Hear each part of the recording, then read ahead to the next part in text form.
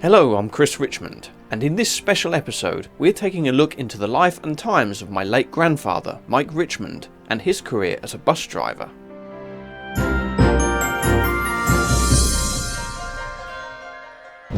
Now, many of you will recognise my granddad's voice from some of my early videos here on YouTube, as he was the narrator of my Norfolk Uncovered series.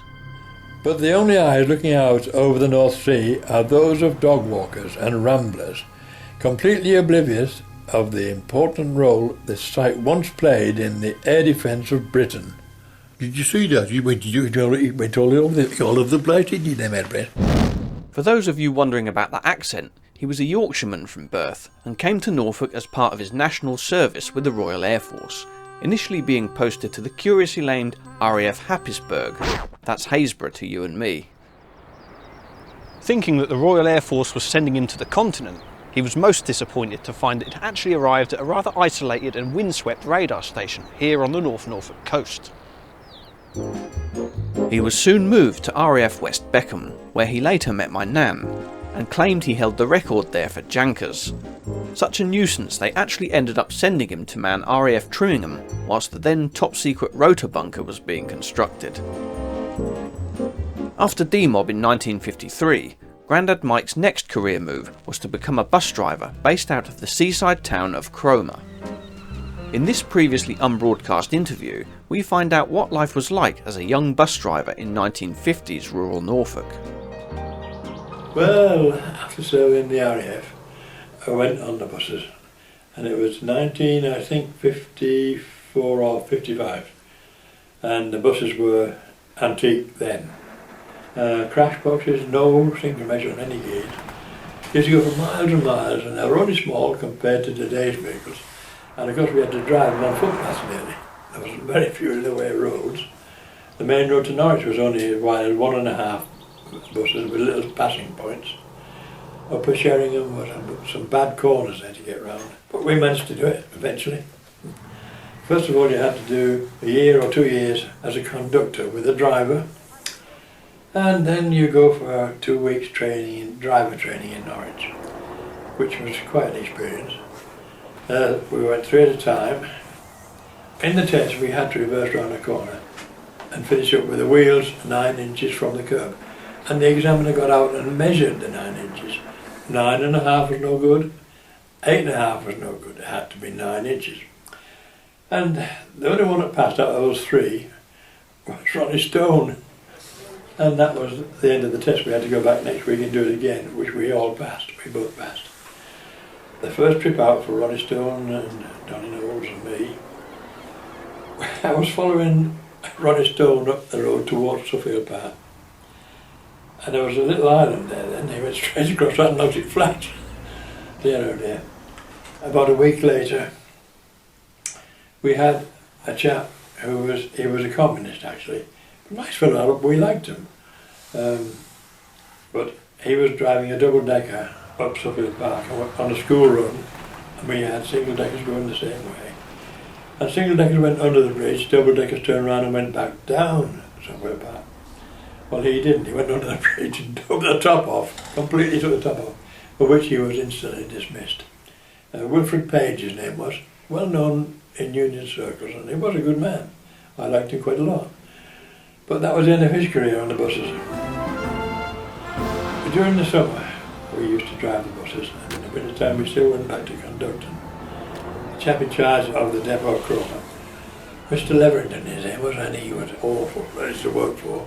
We had an early shift where we had 2 spares and 2 late spares. And the early spares had to polish up all the brass, clean all the windows, polish the office floors.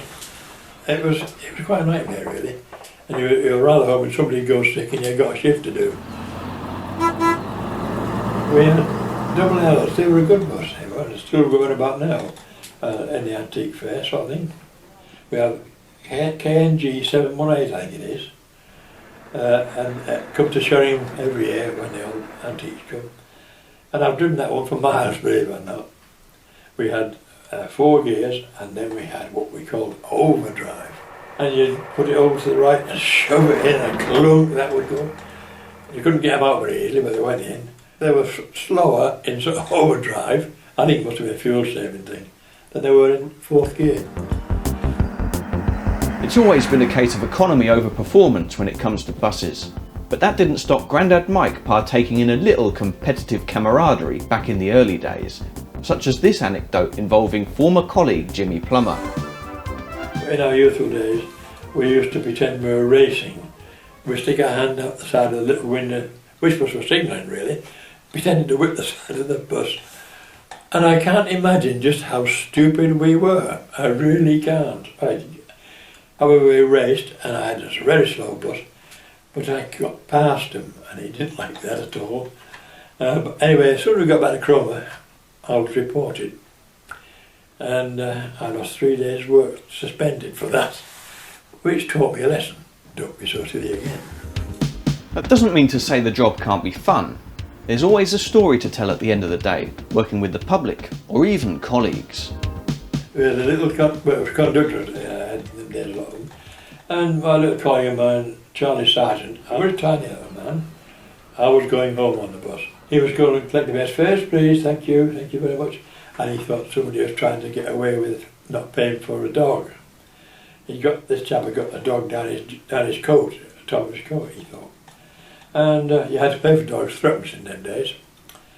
And he said, what about the dog? He said, what dog? He said, the dog you got down your coat. He said, God, dog, it was a goose down his thing, his top. So he got away with that. Oh dear. We used to have a service called 25B that ran from Cromer to Norwich, but it went round Gresham and all the little villages. And of course in those days, all people living here must have worked on a farm, because there was not so much mechanisation or machinery. And one day I had somebody come on, is it alright if I bring me some chickens on here? You bring your chickens on here. But don't tell anybody they're there. And somebody got on and put a pig on a live pig on a luggage rack. And I'd never actually thought in my life. You wouldn't believe it, because if we'd been caught, we'd have been suspended, no doubt about that. But people lived like that in those days. It was really oldie worldy, but I would love to go back. I really would love to go back there. But as quaint and romantic as it all sounds now, the reality could be quite different, especially when things went wrong. I came back from Richmond. At that particular time, I can't remember the year, but we were very, very short of buses and things. And you were always late leaving Norwich to come home to Cromer, because there was no buses available, people all getting there. Very trouble and that, but eventually a bus came in, and that was boiling, steam coming out the front. And I got my passengers on. It was single decker. It wasn't a double decker, single decker. It was a LM, not very big, but it kept 50 people seated. Then, as we got to Westwick Arches, it was a long straight road, but it was narrow, and it's an old toll gate, which went into a single arch, which you had to get through. And as I got approaching that, the engine coughed and spluttered and stopped, and it was thick fog. And of course, as the engine stopped, the battery was flat. There was no lights on the bus, no tail light, no headlights, no inside lights. And it was a very busy road, because cars just come heading down the straight bit, and I thought, somebody's got to run in the back of this. So I got as many people as I could to sit up at the front, and I had to go and find somewhere to ring up to get an engineer out. Well, I went along this road, and there was absolutely nowhere, no houses, nothing. And I came across this farm. I thought, oh God, I bet there's some dogs up here. And then no telling what animals would be up there. Anyway, I went up there, and the chap said, well, what's the matter, boy? And I said, well, I've broken down at the Ep37 arch, and that was a thick fog. I want to ring an engineer up. Is there a phone box round here? He said, no, you use mine, boy, come you in. And I went in, and I ran the garage up, and they said, bloody hell, Mickey, you've got tinnitus. There was a thing here. I said, you come here, mate, it's the bus and that. Anyway, I went back to the bus. No torch, nothing, I ain't got nothing. So I walked down the road a little bit, kept trying to flag cars down, you know, but they didn't take any notice. Still held back and screeching brakes and swerve around that when they got to the Westwick arch. Anyway, eventually John Shaw and Billy Beaton came out. Only young lads, but they're very good engineers, and they put some diesel in them, they had run out of diesel. And that was the days when it should have been filled up before it came out. In those days we used to break down quite regularly. Coming out of Norwich again, I got as far as the Firs, where the airport is. And this bus conked out, so I stopped there. And I rang the garage at Norwich. Need an engineer where it broke down. Oh right, we'll get another bus out to you there, so in the control. And I stood there and away came a double-decker. With a big open platform on the back, a conductor on the back and a driver in the front. I couldn't drive that because I couldn't take the fares on that. So he put all the people off my bus onto that one and off they went to Cromer. And I waited 2 hours. I should have been finished at 7 o'clock. And when they brought it out, they brought me a bus I'd never seen before, and it was an LN. However, I held it back to Cromer's hands and go, with nobody on it of course. And when I got coming down the hill into Cromer, Norwich Road into Cromer, the traffic lights at the bottom turned red. Got across eventually, and as I got across, the two cars in front of me went round the corner to go into Cromer. Out come a policeman off the footpath, arm up, stopped me. What's the matter, officer? He said, you can't go now, the parade's coming. What, the carnival parade? Oh no, it's a hell of a long carnival that is in Cromer. Anyway, I sit there for about 20 minutes before the damn thing came. I could have got in and home in no time. Eventually the carnival turned up and it went past and past and past. I could go to sleep while I went past bands and flutes and things. Everyone had a very good time. And when it got past, the policeman said, right, you can follow it down there. So I followed the damn thing back to the bus station. It went past the bus station, ding, ding, ding, ding, ding, ding. And I got on there.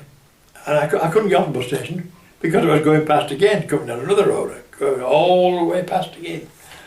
And when it went eventually past, I was about 3 hours late getting home. No phone to tell the wife where I was because we didn't have a phone then. I couldn't get up the road where we normally went because the cars parked both sides, blocking the road up. So I went up the Sheringham Road, turned left at the top, towards our garage, and it was so narrow there you could only just get through. And then I got to the end, I couldn't turn left because the cars parked on the corner.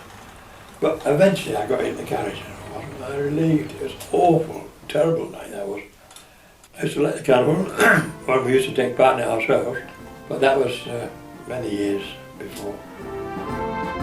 Grandad Mike was a keen participant in the carnival at the nearby rival town of Sheringham, creating extravagant costumes and sometimes even riding on horseback. There is also this photograph from the legendary pram race, which took place on Sheringham High Street. Although bus driving was a big part of my grandfather's life, he did leave the buses to try and earn more money elsewhere.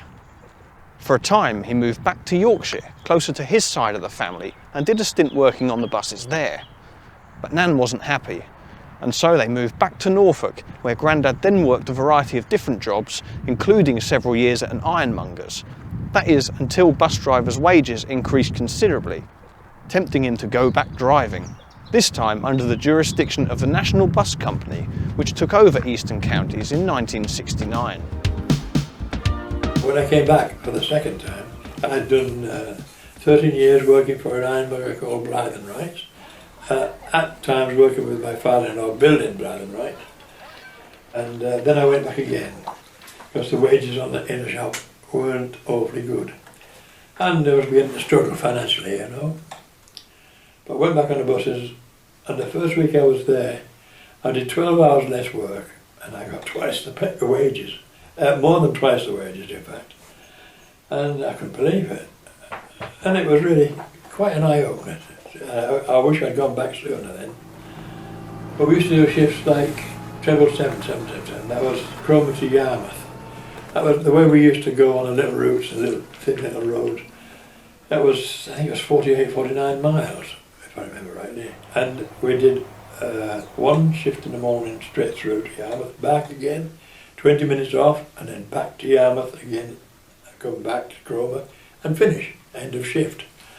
But then, very often, somebody'd gone sick. Will you do us some more, Mickey? This was the inspector at Cromer. Norman McMorris, his name was. And you'd have half an hour off, and you'd go back to Yarmouth again, and back to Cromer again, twice. And by the end of the day, you were almost asleep. It was a long, drawn-out shift altogether, you know. But we did it very often. My pal Jack Shaw and me, we was always short of money. We smoked hard, lived well and hard. And then we had huge big way bills to fill in by hand before you went, whilst you were going along, when you got back, and all the cashing up to do all by hand, and nothing was easy. And you got 10 minutes to do it, which took you 20. We used to have a ship where it was open top bus all day, and it went from Old Strand to Sheringham all day, up and down. One day I picked the children up, there must have been 50 children on it, and it was beginning to rain, and there was a junior school, and when we got to Suffield Park, instead of going up through Suffield Park to where the school was, we had to turn left there to Overstrand to go on the Overstrand Road. Well, it started to thunder and lighten, and the heavens opened and that poured down. This poured like little drowned rats. And I thought, no, I can't do this. And so I took them up the hill to Mill Road, to the school, and they were really very pleased. And about 2 days later, I thought, well, I've got away with that. Nobody's reported me for going off route. And 2 days later, there's a letter in the post. The inspector called me into the office. Well, you went off route 2 days ago, Michael. I said, well, I did. Who told you that? He said, I've got a letter here from the headmistress. And all these little children had brought me a picture with a letter of thanks all on it. And I've still got them today. I treasure them a lot. And I thought I was going to get, reprimanded and given a caution and one thing and another. But in point of fact, it went down well. And nobody said a word, and everybody was in agreement. So everything went well. And I was pleased I'd done it then. One of the little children, his grandfather was a bus driver with me, Jimmy Plummer. And his little grandson has written, it was nice on the open track bus and we enjoyed it a lot, but you're not as good as my granddad. On the Sunday, Jimmy Plummer and I were taking a coach load each of people to the air show at Mildenhall. It was a right good show, and it used to be every year. We went to Norwich to collect a coach each. Well, he got his coach and off he went back to Cromer. I had to wait for mine to come in. And that was a new coach, brand new coach, that I'd only been on the road about 2 or 3 days. I'd never seen one of these before. It was quite new to me, this was. And so I got in it, and I had to turn it round in the garage. It was full of buses, of course. And I was a bit nervous of hitting somebody, so I gingerly went backwards to turn around. I put my foot on the brake, there's no brakes. All the air had been used, it was gone. And it was so much quicker than usual. And I put my foot on the brake and it wouldn't go. Put the accelerator on, out of gear, blew some air up, and there wasn't enough. And it just touched another bus behind me. And of course it smashed the window. I was looking forward to taking that one and all. It looks right, nice coach. But anyway, however, there was no more coaches available, so I had to take an old RLE, which was a very old RL bus with coach seats in it. And it was old and tatty, been used on service over and over again. However, I had to take that one, and I was so embarrassed the next morning when all my people were getting a nice coach, yeah. And anyway, nobody complained, and we got there, and we had a good day out there. But I got a caution for that. The superintendent of Norwich, Kenny Sexton, his name was. He got my record sheet out of his folder, opened it up. He said, "Where's all the papers in, Michael?" I said, "Well, I don't know whether I haven't got any awards yet." And he said, "Well, you must have got some cautions or severe cautions in your career, haven't you?" I said, "No." He said, "Well, you must have been damn lucky." I said, "Well, no, I wasn't lucky. I didn't do no wrong as far as I know. I did my best always truly did." Anyway, I got a caution. Do you know what? Nearly broke my heart. That was a caution in my folder, and everybody else had thick folders, page after page of defaults and things. One thing about this job is you do see a lot of characters, and I loved hearing the stories of some of the eccentric passengers my granddad encountered on his regular routes. We used to go as far as Wells, change over at Wells, with other drivers from further afield, and take over the new bus coming in and drive that back to Cromer. And there used to be one stop in pitch dark and no lights, a little footpath going somewhere. Where it went to I have no idea.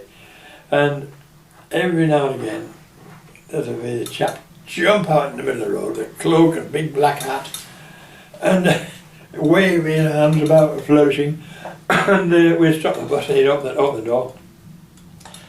"Wouldst thou convey me to Sheringham?" he'd say. "Hast thou money?" I used to say, and he'd say, "I fear not, young sir, but I'll gladly travel free." I said, "I'm afraid I can't do that. It's against the law, you know." And off he'd go, "Fare you well, young man," and off he'd go back to where he'd come from. All characters, there were no end of characters. There was the Mad Hatter at Weybourne. He never knew how he was going to be dressed. Sometimes he would be in pyjamas with a bowler hat on. Sometimes he would be hunting red. The Mad Hatter's real name was Patrick Townsend, and he apparently ran an antique shop here in Weybourne Village. But whilst encounters with this eccentric fellow are now just a fond memory to those who remember him, not every local character left such a good impression, especially on the late night buses. The buses lined up at night times to take people home at 10 o'clock at night, 10:30 at night. Because almost everybody used the buses in their cars. Again, coming out of Norwich. It was the last from Norwich, but it wasn't on Saturday, it was during the week. And I went and had a cup of coffee, came out again. No, a cup of tea, came out again. Got on a bus, let them all on. And all people got on, paid their fares and went down. Then this bloke came on with his coat all undone. Huge big long coat. Clink, clink, clink. "Oh no," I said, "you go Sheringham." "I'm afraid I am, yes." "How much is it?" So I told him what the fare was, how fair it was at the time. And he clambered up the step, fell off again, clambered up the step and sat in a seat right behind me. I said, "You got to pay your fare, old partner?" "What?" I said, "You got to pay your fare." "Look, I'm an ex-soldier, I won't go up Sheridan." I said, "Well, you don't start swearing like that in here. If you're going to swear like that, you're getting off." And so he never did. I couldn't get the money out of it. So all right, off to the controls office, there was an inspector in there.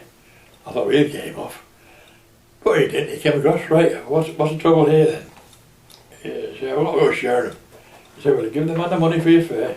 "Oh, Sheridan." I can go his hand in his box, clean the soggy Betty money out where. What he done, I don't know. Anyway, the inspector got the fare. I had to give him a ticket. Got tickets such a way. And off we went to Sheringham. And he was no end of trouble. Every woman got on her. Oh God. And when I got to St Faith's, Newton St Faith's, just past the crematorium, I met one of the Norwich drivers going back. And he said, "How you doing, Mickey, all right?" I said, "No, I've got a thing behind me." He said, "Well, I'll ring the police." I said, "Well, I can't ring the police, I can't stop ringing the police now." He said, "Well, I'll ring when you get back to Norwich if you like, and get him to get him up when he get to Sheringham." And when we got to Sheringham, there was about 4 people waiting to go back to Cromwell on the last one. And I'm not getting off. "Afraid you are getting off." "Where am I?" "At Sheringham, old partner." Clink, clink. "I'm not getting off." Oh dear, and he's Scottish. I was ex-soldier, I'm a soldier. I was fighting for country and news. All right. I said, "Well, come on, off you go." And he wouldn't get off. And then this bloke, I knew this bloke was going to get on. He was a judo bloke. He'd had him off in no time, but I didn't want that hassle. I would pick him up off the bloody floor, you know. However, in the finish, he said, "Well, come on, we'll get on, Mickey, come on, get him off." So I said, "Right, this is the Sergeant Major speaking. Get on your feet, you drunken slob, and get off my bus." And he stood up and he saluted and he mashed up the button, fell down the many steps and he went off. Oh yeah, and he was still as drunk as a monkey. A popular North Norfolk night spot was the famous Runton Pavilion. Located in the sleepy coastal village of West Runton, it was renowned for booking big names such as the Rolling Stones and the Sex Pistols. They started having all these punks weekends, every weekend. You knew what was coming. When we used to come back from the last run from Norwich, you'd get to Sheringham at 12 o'clock. midnight. And they knew you had to pick up all these punks and things. That must have come from Norwich. And all the way from West Rutland to Cromer, the road was like a lot of diamonds. They all broke glasses all over the road.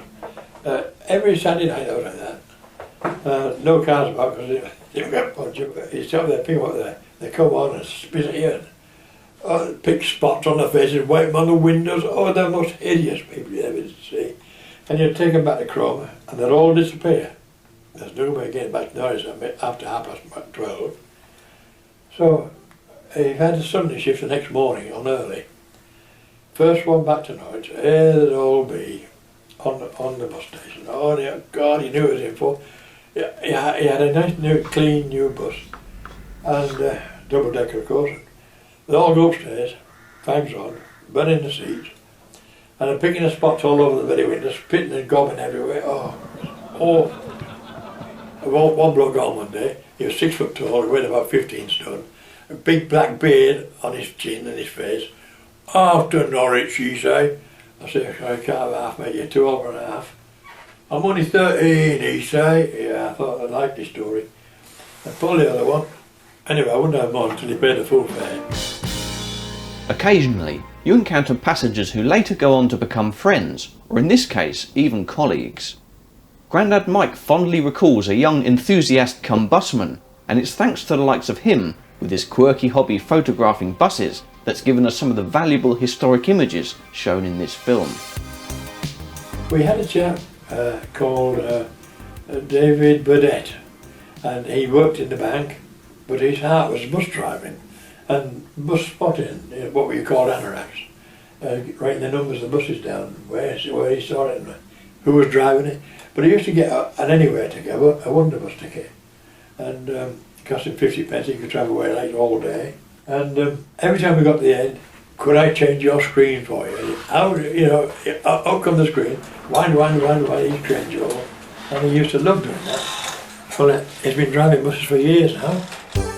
And several decades later, I meet grandfather's former comrade, who's still driving buses today, albeit in preservation, keeping the spirit of Eastern Counties alive. Thanks very much, David, for agreeing to come on this special film. My pleasure. So, first of all, why did you give up your career in a bank to start life on the buses? Well, Chris, I was always a bus nut from a very, very young age, always mad on buses there at Cromer.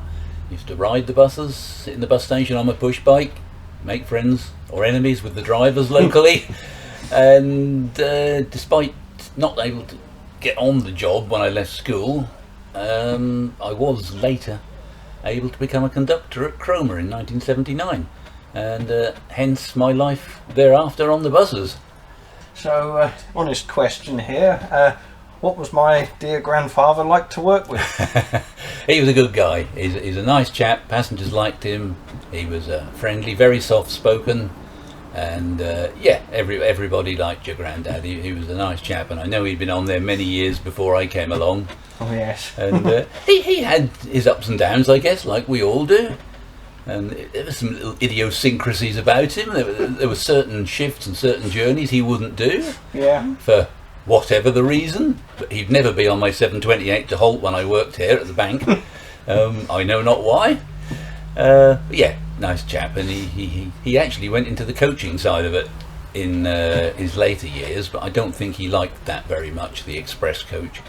As well as the local bus services across the county, Eastern Counties also operated express services to and from a number of major towns and cities across Britain, including the capital. We introduced a service to Norwich to London in 3 hours, quite impossible. We had very, very old, elderly coaches. They were white coaches with coach seats and things. The crash boxes, flat out at 50 miles an hour. There's no possible way of getting to London in time. And you had to take fares as you went along. Only at certain stops at Milton Hall and Thetford and all the main sort of stops to London.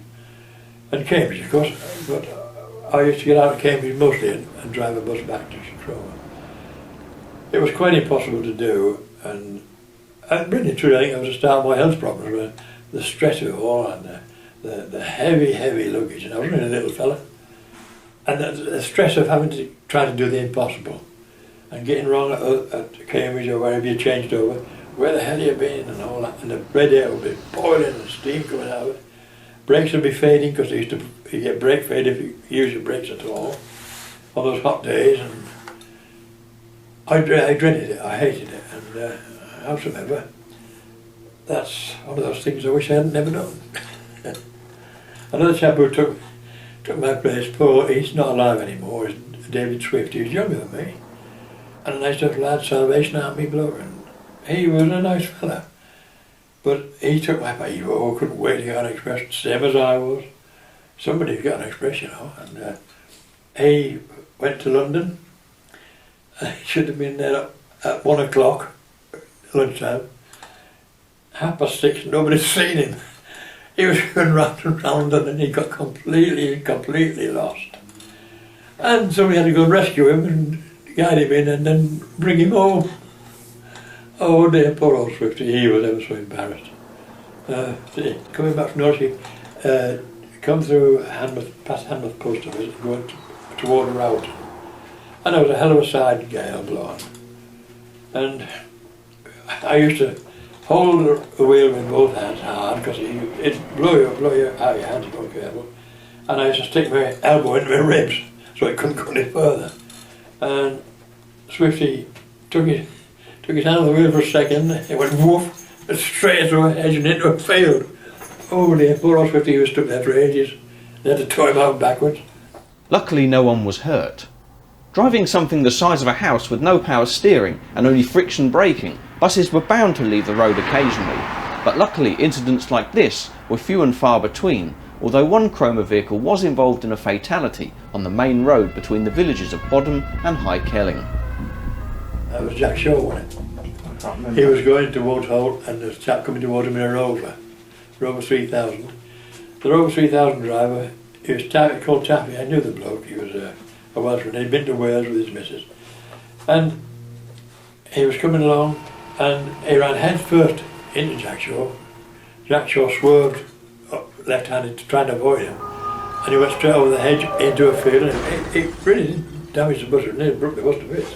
And people got knocked about, but they weren't hit killed or injured badly, but they were cut and bruised, you know. And he had got the steering wheel right into his stomach, and he was bad for weeks, and a huge bruise across his misery. And he was off work for quite a few weeks, and shortly after that he had a heart attack, so we all reckoned that was what did it, but we couldn't say that, because he used to smoke like a trooper like I did. But bad habits took their toll on Grandad Mike's health, and the combination of smoking and the stresses and demands of express driving led to his first heart episode. When I was driving for a whole week, feeling quite unwell. I was unwell, doing a late turn, and I really felt really under the weather. I thought, well, I don't know, I've got an injection all the time. And in the finish, I had this last Norwich to do, the first run to King's Lynn. I just couldn't face it, I couldn't do it. And it was getting worse and worse and worse. So I went to the office and said, I'm sorry, John Wyatt, his name, was the inspector then. I can't do it, I've got to go home, I don't feel well. I said, oh dear, Mickey, he said, go you go. He said, you don't look well, and I knew well I wasn't either. However, I went up to the garage, that was about a mile away, or thereabouts. It was all uphill. I had a heavy box of machinery to carry up with me. And I got my car, I had a Rover 2000, then a nice car. However, instead of going straight home, I went to the doctor and I said, I went and I got in to see the doctor straight away, believe it or not. And he said, well, what's the trouble, Mr. Richmond? I got my chest pain and that, so he had a look, he said to my chest, good God, he said. And he said, I've got a nurse to give you an ECG. God, he said, right, you're going to hospital. I said, no, I can't go to hospital, I've got my car outside. I said, well, I don't know where I am, I can't go to hospital yet. And he said, how far have you got to go home? And I said, well, about 3 miles, I've got to go to West Beckham. Well, I can't let you drive up, just go out and get in your car and go. Drive very slowly. and I'll come up and see you in the morning. Go straight to bed when you get home, and I'll come up and see you in the morning, straight away, next day. I thought, this is more serious than I thought. Anyway, I drove home, and I got indoors, and I felt so ill, I didn't know where to get to. However, I went to bed, got up next morning, had a couple of fags and a cup of coffee. Couple of fags, did you ever know such stupid in all your life? And I used to smoke about 50 a day. Anyway, Dr. Tell came up and saw me. Right, you're going to hospital. So I went to hospital for a week. And they said, yeah, you had a good heart attack. When I had a month off, of course. And then I got a visit from one of the top officials at Norwich. Would you care to consider coming to work in publicity for us? Because I had a good record, and I think they thought a little bit about us. So, yeah, I don't mind. I'll go and have a look. But I didn't realise I had to go to Norwich at 7 o'clock in the morning and not get home till 8 o'clock at night. I did publicity on timetables, and because it encompassed cutting trees down, not trees, but trimming trees, so double days to get through. A little lorry, scaffolding on it, me and another chap. And I thought, after 2 years of doing that, I was offered, no, I wasn't offered. They were looking for volunteers for redundancy. And so I volunteered. I said, no, you can't have it, Vicky. And anyway, they went and had, and eventually I got it. And so that was that done, and I finished work there. But I missed it for a long time. I didn't belong anywhere. Grandad Mike finally left the bus industry in 1984 in a career which spanned across 3 decades. Reflecting on his experiences, would he have changed anything? Well, I wouldn't have missed it for the world. Like, I wouldn't have missed having my children and my wife and family. I truly wouldn't have missed any of it. I truly. It's a big chunk out of anyone's life, you know. But I've had a lot worse jobs. He's right. I've been driving buses for 15 years now, so I've kind of followed in his footsteps. And although much has changed, one of the things I miss most about my dear grandfather is sharing our numerous anecdotes about life on the buses. Who knows, maybe in 50 years' time, I too will share some of my cherished memories of life on the buses. Thanks for watching.